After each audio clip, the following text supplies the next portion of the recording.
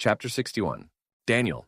Daniel getting back to the Lee estate was very much a pain, mainly because the Wind Medicine family was keen on traveling with him. They were grateful. A little too grateful, if he was being honest. The elder even tried to marry his daughter to him. He shut that shit down real quick.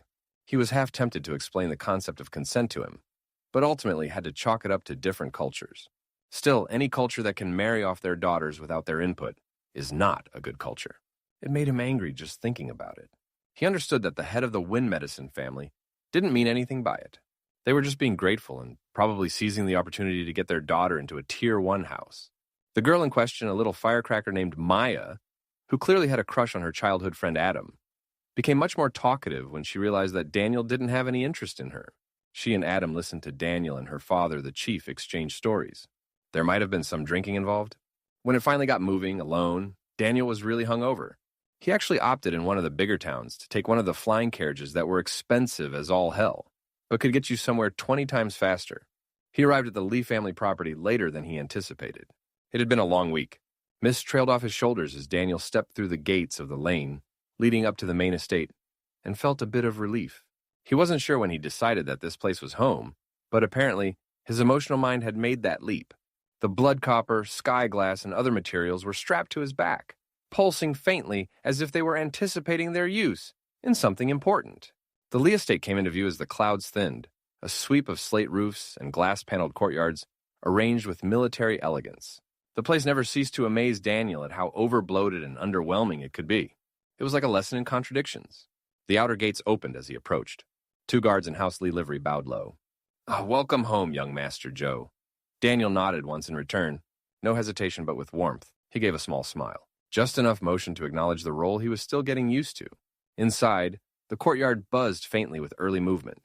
Gardeners tending the spirit orchids, disciples in sparing drills, servants sweeping dust walkways. No one stopped him, but everyone watched. They saw Ethan Joe Quiet, strange, now married to the heir of House Lee. He had been back sparingly to the main house since Vivian left for sword seclusion. Once his sword and mana training had started, he had been mostly at the house's training facility at the base of the mountain, closer to Moon City. It seems he was still something of an oddity. "Brother-in-law," a voice called from the steps. "Brother-in-law, you're back. You're not allowed to leave anymore. It's boring when you're gone." Daniel looked up. Nathan stood waiting, a shit-eating grin on his face. But it only lasted a moment. His eyes narrowed. Why do you look like you got into a fight with a flame bear and lost?" "Good morning to you too," Daniel muttered. "You were supposed to return a couple of days ago," Nathan said, stepping closer, eyes flicking to the travel-stained case slung over Daniel's shoulder. The general was watching the skies." "I didn't get lost," Daniel replied. "My research subject gave me some trouble." "Trouble?" Nathan echoed. "You mean that mine? What the hell did you find in their mana echoes, recursive traps, screaming rocks?" Daniel didn't answer. Because yes, sort of. Another figure stepped out from behind Nathan, the steward, robed in dark blue and bearing the Lee House seal across his chest. "Young Master Joe," the steward said smoothly, his tone practiced. "The general requests your presence in the solar, a matter of family protocol. He also asks that you be reminded, tonight's fittings will be conducted with full court expectation." Daniel blinked once. "Fittings?" "For the Imperial Gala," the steward confirmed. "Your presence has been formally requested." Daniel resisted the urge to curse aloud. Shit. He didn't have time for this. He had blood copper, sky glass, and half a dozen other material to process and form. Half-formed threading arrays to finish, and at least 3 subtests to run before even attempting system integration. But the Empire didn't ask. It summoned. "Wait," Ethan said sharply, his voice threading into Daniel's mind with sudden urgency. "Imperial Gala, Daniel. We might be able to see the princess." Daniel narrowed his eyes. "I thought you didn't even know what she looked like." "Don't be a smartass," Ethan admitted. "She'll be there. She always attends. And if she's in the open." Daniel exhaled through his nose, mind racing. The framework wasn't finished, but they finally had the components they needed. But instead of focusing on that, they wanted him to dress up, smile politely, and stand in the center of the most prolific political gathering in the Empire? Dumb. He clenched his jaw. "Understood," he said aloud. "I'll report to the solar." The steward bowed. Nathan gave a low whistle. "Try not to piss anyone off tonight," Nathan said, grinning again. "We only just got you fixed up last time." The solar was quiet and sharp with morning light. Lord Li Jianhua stood at the far end, his back to the door, gazing out over the western courtyard. No banners today, just silence and stone. Lucas stood nearby, arms crossed, his expression unreadable as Daniel stepped inside. "You're late," Zhenhua said without turning. "I returned as soon as the sight allowed," Daniel replied evenly. The general turned, and the moment his eyes landed on Daniel, the steel in his posture shifted. He crossed the room in 3 strides. "You're injured," he said, voice low but firm. "That cut near your temple isn't 24 hours old. It's sealed," Daniel said. "That's not the point." Zhenhua's gaze sharpened. "Yet you left this house without an escort. You entered an unknown site without real support. And you come back looking like a survivor." Daniel blinked, unsure whether to argue or apologize. The general didn't give him the chance. "You're not to leave this estate alone again. Getting stronger is important. Doing it safely is paramount. If you step beyond these walls, you'll have house guard on your flank, no exceptions." Daniel tried not to smile. He was somewhat touched. "Yes, sir." Zhenhua studied him. Then his voice softened slightly, not weak, but weighted. "Tell me what happened." Daniel stepped forward, unfastened the blood copper case, and placed it on the tea table with care. The site wasn't clean. It's not just mana dead, it's trauma sealed. Demon activity, most likely. Old, but the echoes were still active. Lucan raised an eyebrow. Spiritual instability? Residual grief, anger, pain. You could feel it in the walls. See it in the stone. Daniel looked down. It wasn't a mine, it was a wound. Zhenhua's expression darkened. Now, did anyone know? No one briefed me, but I don't think it was deliberate. More like it was buried and left to rot. Typical, Lucan muttered. No one wants to log a failed defense zone on Imperial records. Makes the war look messier than the scrolls say. Zhenhua remained silent for a moment, then exhaled through his nose. You still recovered what you needed? Yes, skyglass and blood copper in abundance. I will begin refining them for use. Good, the general said. Then, after a beat, I will still need a briefing on what exactly you're doing with all these interesting materials, my son-in-law. But push that aside. If this was demon-related, we may need to request reclassification order. I believe that to be upper period, Father, Lucan nodded. I'll draft it. Zhenhua looked back to Daniel.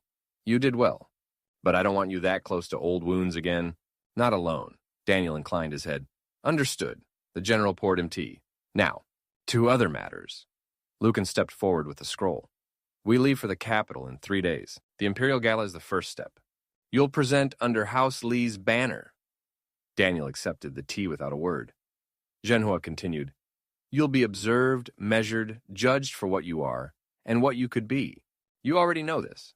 I do. You'll carry the family's weight, not just your own, and more eyes will be on you than you're prepared for. I'm getting used to that, Daniel said with a soft smile. Zhenhua almost smiled. Almost. Good. You should also know that your lab has been moved. Daniel looked up. Moved? The building was flagged for ward instability, Lucan said quickly. City officials pulled it off grid for the next month.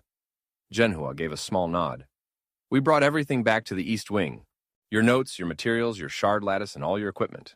I apologize for not informing you ahead of time. You'll have uninterrupted access there. That didn't quite sit right. The building had been reinforced only weeks ago. Still, Daniel said, that's appreciated. One more thing, Lucan added. Before we depart, I'd like you to review a regional report related to agricultural output. We've had some odd reports out of the outer territories. Mana fall-off, low spirit retention, and a lot of dead crops. Zhenhua said, it's not a famine yet, but I want it understood before it becomes one. Daniel nodded.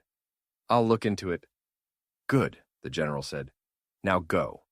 Just as Daniel turned, Zhenhua added almost as an afterthought, I am glad you made it home safe, son-in-law. Daniel smiled but didn't look back. He left the solar in silence and made his way to the East Wing, where a very helpful servant helped him find his lab. The room was larger than the city facility cleaner, too.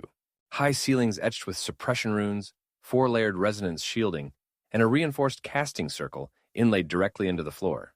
Everything from the old lab had been moved with care. His scrolls, the copper lattices, the sky glass panels, even the segmented test table with the char marks still burned into its left edge. It felt curated, not just convenient, intentional. The odds were that the general and Lucas were hiding something from him. That was okay. If they were bringing him back to the estate under pretense, it was probably for either control or safety. It didn't matter at this point, as long as he could work. He stood in the center of the room, scanning the spatial wards, the mana saturation, the structural frame, and realized they hadn't just moved his work here. They'd made space for it. Zhenhua wasn't just observing him. He was placing him. Daniel set the copper case on the table and released the seal. The framework still needed its core. But now, he had time. He had tools. He had 3 days of relative quiet. He rolled up his sleeves. It was time to get to work. Chapter 62, Daniel. It had been a long 2 days and night. He slept in the lab after working almost 36 hours straight. He needed to finish this hardware so he could start on the system language. He was running out of time.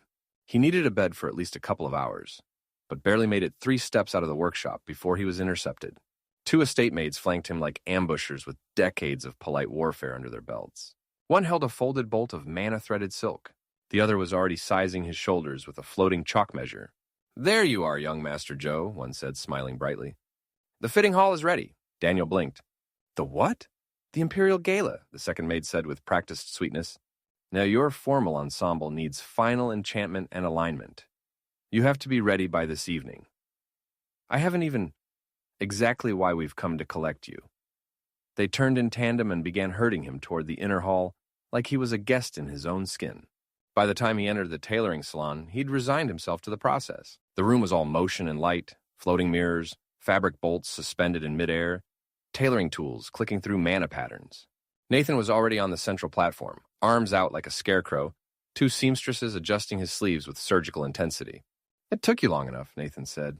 "And I thought you were going to skip out and pretend you forgot." "I tried," Daniel replied flatly. "They found me anyway." "Of course they did," Gavin called from the bench, legs stretched out as he flipped through a court etiquette scroll without reading a word of it. "There's bloodhounds less tenacious than House Lee maids." "Charming," Daniel muttered. A third maid motioned toward the open platform. "If you would, young master." He sighed and stepped up. Within seconds, chalk runes and measurement threads were dancing across his arms. His outer robe was whisked away. A new one, dark obsidian silk lined with silver thread, was floated toward him. "This one is mana responsive," the head maid explained. "Shifts with your internal temperature, anchors to the pulse. We've also tailored the sleeves to accentuate angular movement.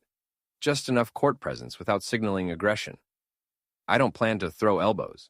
"No, but it helps to look like you could." Daniel stood still as the robe was fitted and adjusted. Another maid circled with a spool of sky thread, occasionally nodding or tutting under her breath. Nathan chuckled as he watched. "Don't look so miserable.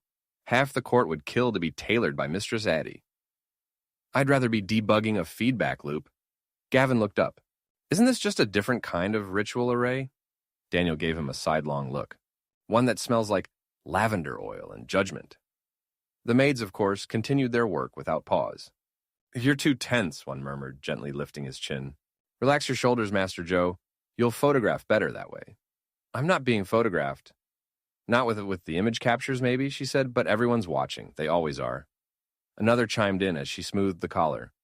"Especially tonight. So many path icons in attendance. It's going to be dazzling." Nathan raised his eyebrows. "Oh, careful, you'll scare him." "I'm not scared," Daniel said. "I just don't like being a spectacle." "Too bad," Gavin said. "Because in front of the Imperial Court, you are one." Daniel didn't reply, because he already knew that was true. Before long, the final rune flared gold at his collarbone, then faded into the fabric. That's it," one of the maids said, brushing her hands together as if sealing a spell. Aligned, fitted, and formal. Daniel stepped down from the platform. The robes felt. Not heavy exactly, but significant. Mana-threaded silk always carried weight differently, less on the body, more on the breath. Every step felt deliberate, measured. "You clean up all right," Nathan said, mock appraising. "Almost like you belong here." Daniel adjusted the high collar slightly. "That's the trick, isn't it?" Gavin tossed the scroll aside and stood, smoothing out his own formal jacket. "Honestly, they did a good job. You look like you've got a bloodline with paperwork." Nathan grinned. "Maybe even a tragic backstory." "I do," Daniel said. "It's just classified." That earned a laugh. A real one. But beneath the ribbing, the tension coiled tight. The gala wasn't just another party.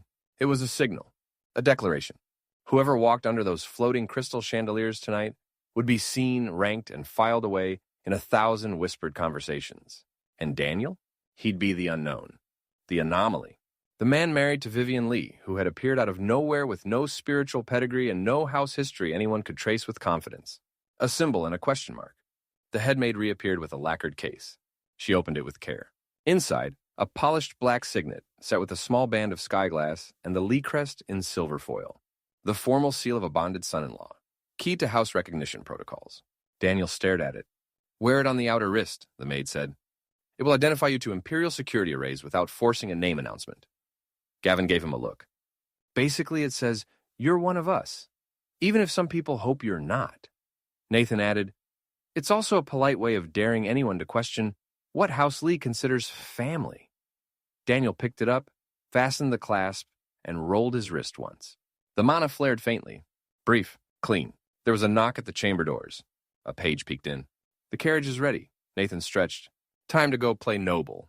Gavin cracked his neck. Try not to duel anyone during the appetizers. Daniel didn't answer. He was already bracing for the moment he'd step through those doors and realized truly that no one would be looking for him. They'd be looking for Ethan Joe.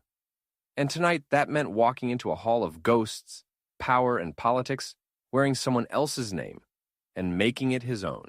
Chapter 63, Daniel. The carriage was too finely built to jostle, but Daniel could still feel the weight of its occupants pressing inward like gravity. He sat near the rear, facing forward, the robes of court formal wear draped over his knees.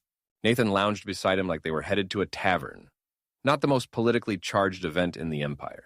Gavin and his wife, Su Lin, sat across from them, she pristine and polished in a gold and ice gown that hugged her figure, fingers loosely folded over a gemstone fan she hadn't yet opened. Lucas occupied one of the remaining seat near the window, his wife, Lady Ren Yaling, seated calmly at his side. Ren Yaling hadn't spoken yet, but her presence was felt all the same. Quiet, assured, absolute.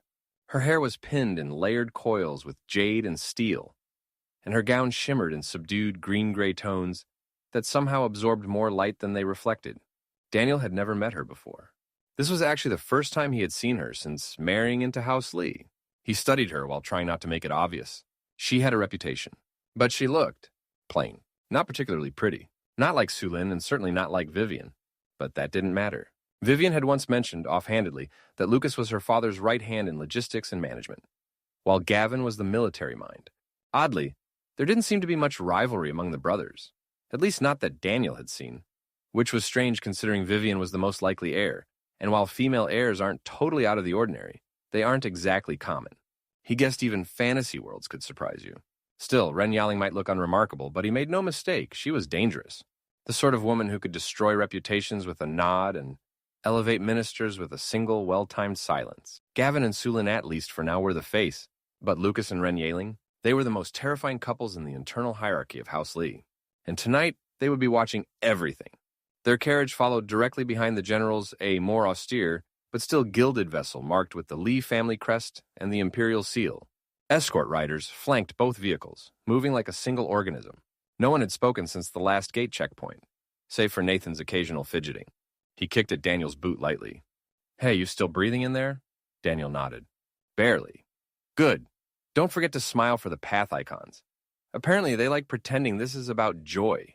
Gavin exhaled through his nose, a dry sound. Su Lin didn't bother hiding her glance at Daniel Sharp and measuring. You wear formality better than you used to, she said, her tone light but edged. Daniel gave a slight nod. It's heavier than it looks. Lucas, still reviewing the ceremonial placement scroll in his lap, didn't look up. When we arrive, stand one pace behind the general. Don't speak unless spoken to. Don't offer opinions unless you absolutely cannot avoid it. And under no circumstances are you to react to anything Lady Yaling or Lady Su Lin choose not to respond to. Nathan groaned. That last one's impossible. I'm aware, Lucas said, almost smiling. Beside him, Ren Yaling finally spoke. Her voice was low, calm, and cool enough to carry authority without force. You all act like we're walking into a storm, she said.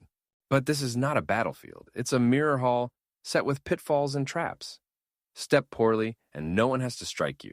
You'll cut yourself. When Ren Yaling spoke, people listened. Geez, what a woman. The carriage fell silent. Daniel studied her for a moment longer, her stillness, the way Lucas seemed to defer to her. It was against everything he had seen in this world. He considered the rumors about Ren Yaling.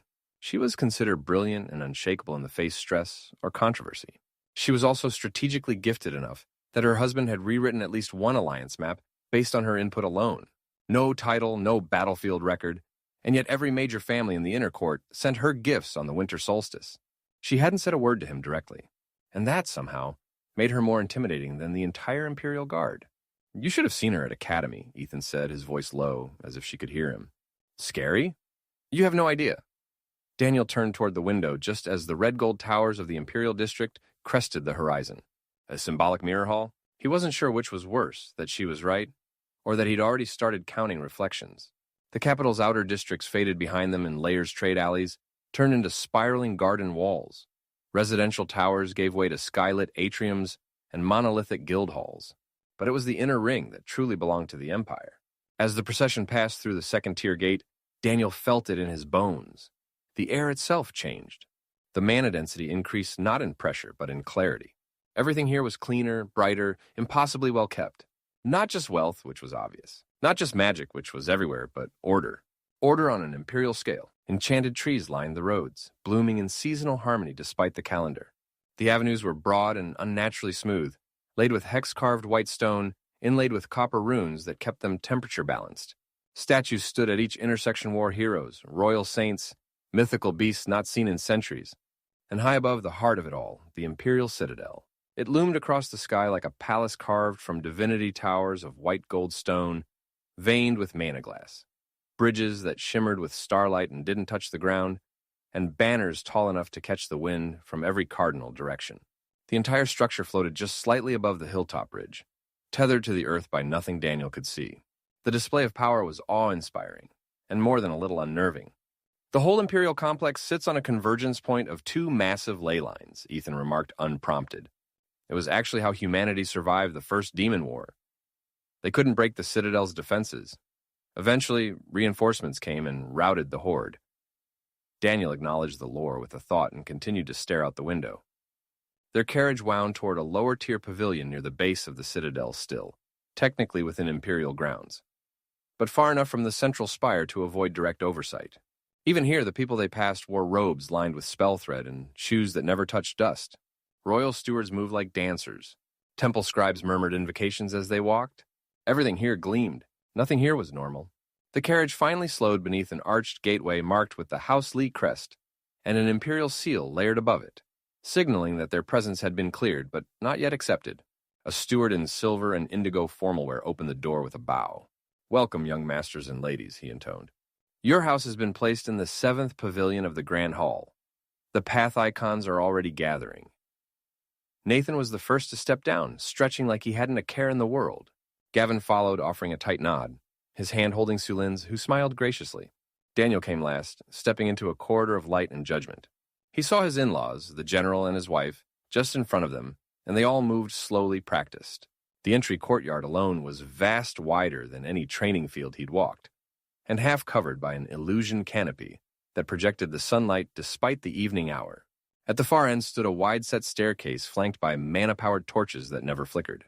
Every step glowed faintly beneath polished soles. Guards stood in full ceremonial armor, not to protect, but to impress.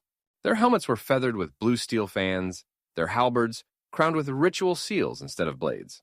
They didn't move, but they saw, and they judged. Daniel adjusted his cuffs, conscious of the way the signet on his wrist caught the light. "Still breathing?" Nathan asked under his breath.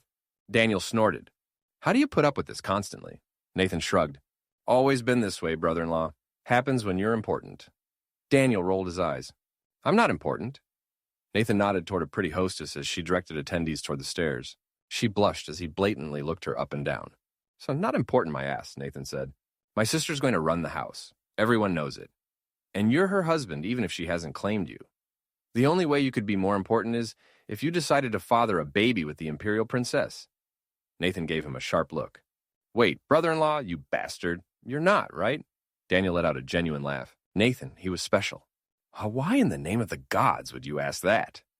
Nathan shrugged, eyes back on the hostess. "I don't know. You seem the type." "He has a point," Ethan added.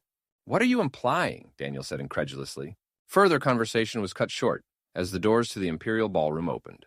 And the moment he crossed that threshold, there would be no more hiding behind silence or intent. He would walk in as Ethan Joe, husband of Lady Vivian Lee, and walk out as something the court had not yet decided how to name.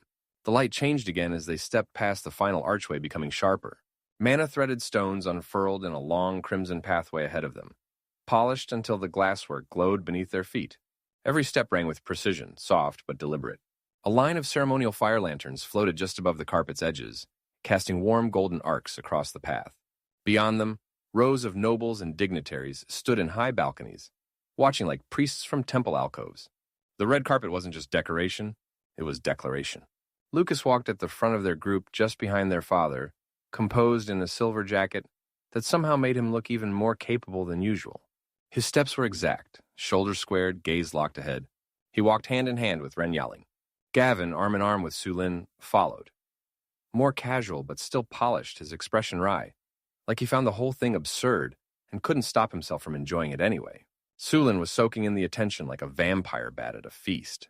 She moved like a woman born for this stage, spine straight, chin high, her steps timed to the music drifting faintly from the ballroom beyond.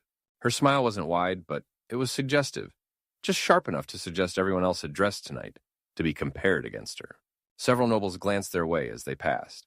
One whispered something behind a folded fan, staring at her backside as she walked by. Sulin didn't flinch. She didn't even glance. She simply adjusted the fall of her sleeve, tightened her grip on Gavin's arm by half a finger's width, and smiled as if the world were already hers. She's not as attractive as Vivian. Someone should remind her, Ethan said with a snort. Daniel had to choke on the laughter. Nathan grinned as if he were walking into a party he planned to ruin for fun. Daniel half thought he was going to pull out the finger guns. Daniel walked last, feeling the weight of 1,000 unspoken expectations settle on his shoulders like snow. He leaned slightly toward the quiet in his own head. "Now, you could have warned me about this," Ethan's voice answered with zero guilt. "Yeah, what, the floating chandeliers? Or the nobles watching like hawks? Come on, it's a gala. What did you think it was going to be? Finger food and small talk. You could have mentioned the judgment parade." "Right, my bad. It's not like I ever came to one of these. You think I was on the guest list for Crown Tier galas? Please. I was a side note in the Academy records, not a headline." Daniel exhaled through his nose. Ethan wasn't wrong, but it didn't help. The carpet wound forward through a gauntlet of attention lists like an entrance, more like a trial. Each noble they passed turned their heads. Some nodded politely. Others whispered to their aides. A few didn't even try to hide the curiosity in their eyes. Every glance seemed to ask the same thing. "The son-in-law of the House Lee... Who is he, really?" Daniel didn't answer. He just kept walking. Behind the final set of gates, the Imperial Ballroom opened into view. It was staggering wide as a stadium, lit with floating crystal chandeliers that pulsed with slow celestial rhythm. The ceiling arched high overhead in a dome of refracted mana glass, reflecting stars that were visible in the real sky. Mana orbs drifted through the air like slow comets. The floors shimmered with a layered spell lacquer that caught reflections but never glare. At the far end, a raised dais glowed faintly beneath a vertical banner bearing the imperial crest. A dragon coiled through a moon ring, its eyes set with mirrored obsidian. Music drifted on air soft, elegant, far too coordinated to be anything but magically enhanced. And beneath it all, the murmur of power, of houses old and new, of path icons and whisper lords, of rivals. Daniel didn't stop moving, but something inside him shifted. He didn't belong here, that much was obvious. But he was here anyway, and they were going to have to deal with that. He tried to keep the smile off his face. Show time.